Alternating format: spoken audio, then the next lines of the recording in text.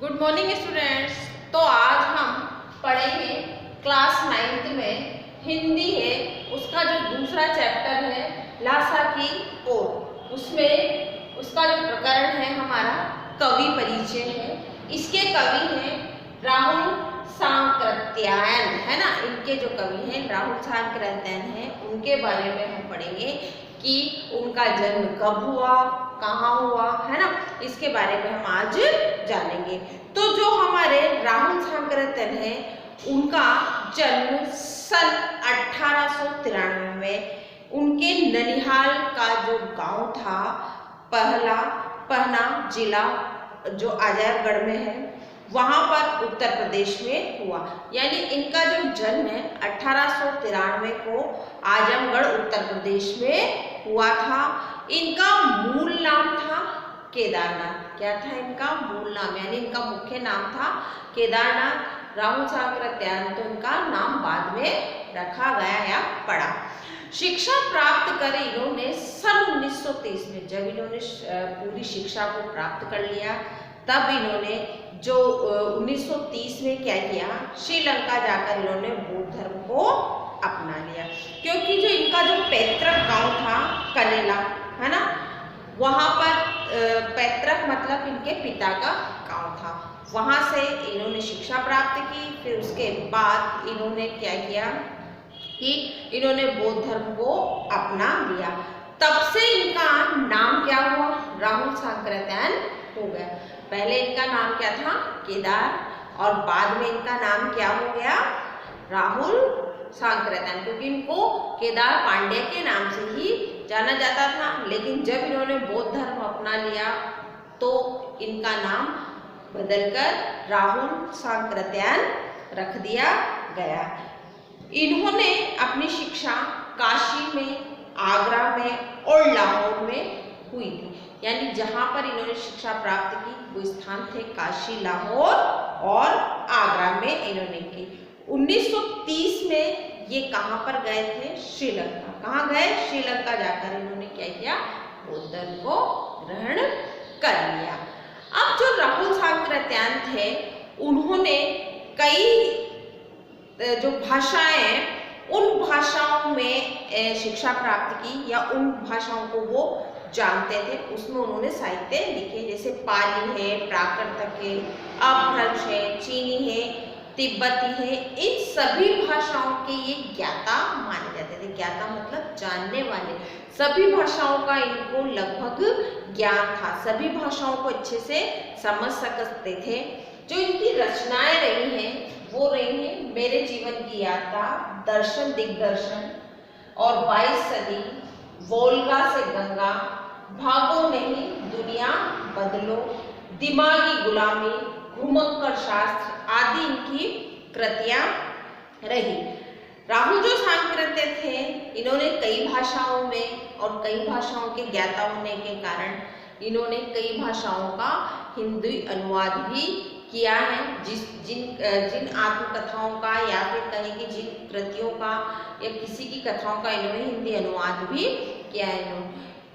इन्होंने पर्याप्त मात्रा में साहित्य की रचना भी की है, और जिसमें यात्रा व्रत, जीवनी, आत्मकथा, शोध आदि अनेक जो विधाएं हैं इन्होंने उसके बारे में लिखा। यानी सभी विधाओं के बारे में ज्ञाता थे। तो इन्होंने अपनी जो यात्रा व्रत है, जीवनी है, आत्मकथा है, शोध आदि अनेक विधाएं हैं जिनके बारे में इन्होंने लिखा है। और सन 1963 है ना में इनका देहांत हो गया था। यानी इनका जन्म कब हुआ, जन्म था इनका कितना, 1893, है ना। और इनकी मृत्यु जो हुई वो कब बताई मैंने अभी, 1963 में। यानी ये 1893 से 1963 तक ये उसी के जीवन काल में इन्होंने कई साहित्यों की रचना की, कई कृतियां लिखी और हिंदी साहित्य का एक अनूठा लेखन दिया, जिससे इनकी कृतियां, वृत्तांतों को हम जान सके। इन्होंने यात्रा वृतांत के बारे में भी लिखा है। लगभग इन्होंने 150 पुस्तकों में, लगभग इन्होंने 150 तक की संख्या में रचना लिखी। राहुल जी ने बहुत से लुप्त प्राय सामग्री का उद्धार कर अत्यंत महत्वपूर्ण कार्य भी किए हैं। यात्रा वृतांत लेखक में राहुल जी का स्थान अन्तम्य है, यानी जिसको नहीं जाना जा सकता। ये घुमक्कड़ शास्त्र के भी रचनाकार रहे और उसमें इन्होंने कई लाभों का विस्तार करते हुए जो मंजिल के स्थान पर यात्रा की घुमक्कड़ता का उद्देश्य भी बताया है। यानी जो हमारे लेखक रहे हैं, जो हमारे जो चैप्टर है, पाठ है हमारा लासा की ओर, उसमें इन्होंने एक यात्रा वृत्तांत का ही वर्णन इसके अंतर्गत किया है। इनकी आगे आपको समझ कि लेखक परिचय में क्या आएगा। पहले इनका जन्म कब हुआ था? 1893। कहाँ पर? आजमगढ़ उत्तर प्रदेश में इनका जन्म हुआ। 1963 में इनकी मृत्यु हुई और इन्होंने कई कृतियां लिखी है ना। इनकी मुख्य कृतियां हैं मेरे जीवन की यात्रा और दर्शन दिग्दर्शन, 22वीं सदी, बोलगा से गंगा, भागो, दुनिया को बदलो और दिमागी गुलामी और घुमक्कड़ शास्त्र, जो इनकी प्रमुख कृतियों के नाम हैं। और इन्होंने कई कृतियों के क्या किए, हिंदी अनुवाद भी किए, क्योंकि इन्हें कई भाषाओं का ज्ञान था, है ना। तो यह आपको आ गया समझ। अब जो हमारे चैप्टर दिया हुआ है, हमारा पाठ है लासा की ओर, ये भी इनका एक यात्रा वृत्तांत है। यात्रा वृत्तांत मतलब जहाँ पर ये यात्रा करने गए उसी की वृत्तांत, उसी की कथा, क्या क्या इन्होंने किया, किस तरह वहाँ पर गए, है ना, और कैसे इन्होंने अपनी मुश्किलों का सामना किया, उसी के बारे में इन्होंने इसमें बताया। जो हमारा पाठ परिचय जो आता है इसका, वो है कि लासा की ओर जो है राहुल सांकृत्यायन द्वारा लिखित एक यात्रा वृत्तांत है। क्या है? यात्रा वृत्तांत। यात्रा वृत्तांत मैं आपको बता चुकी हूँ कि यात्रा वृत्तांत क्या होता है। जहाँ पर कोई यात्रा करने जाता है, उस यात्रा का पूरा जो कृति, मतलब जो पूरा जो बारे में, उसके बारे में पूरी चीज हमें बता दी जाती है कि किस तरह वो गए, है ना। तो ये इनका एक वार्ता यात्रा वृत्तांत है। इसमें उन्होंने सन 1929 से 30 जो ये यात्रा वृत्तांत है, इसके अंतर्गत यात्रा वृत्तांत में उन्होंने क्या लिखा है? उन्होंने 1929 से 1930 के बीच में, जब ये तिब्बत की यात्रा करने गए, कहाँ की यात्रा की इन्होंने? तिब्बत की। और तिब्बत की यात्रा का वर्णन ही इन्होंने हमारा जो पाठ है उसके अंदर किया है।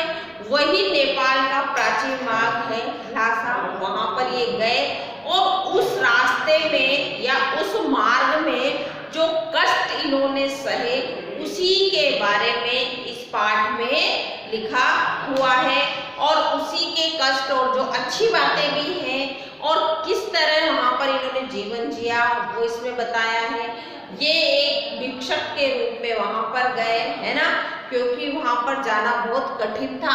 आधुनिक युग में तो हम वहाँ जा सकते हैं, लेकिन आज के युग में जा सकते हैं, पर उस समय वहाँ पर जाना बहुत मुश्किल था। इसलिए ये एक जो भिक्षुक का रूप धारण करके वहाँ पर गए और वहाँ की यात्रा इन्होंने की। यात्रा में इन्हें कितने कष्ट हुए, किस तरह इन्होंने अपना जीवन जिया, तो वही सारी चीजें इन्होंने इस पाठ के अंदर बताई है। तो अब हम जो है कल इस पाठ का जो है सार देखेंगे कि किस तरह से इन्होंने अपना जीवन जिया या इन्होंने क्या किया। आज आपको इतना समझ में आ गया होगा कि जो हमारे पाठ है लासा की ओर यात्रा वृत्तांत, जो उसके लेखक है राहुल सांकृत्यायन, जिनका मुख्य मूल नाम क्या था? केदार पांड्या था, है ना। और बौद्ध धर्म अपनाने के बाद इनका नाम राहुल सांकृत्यायन रखा गया।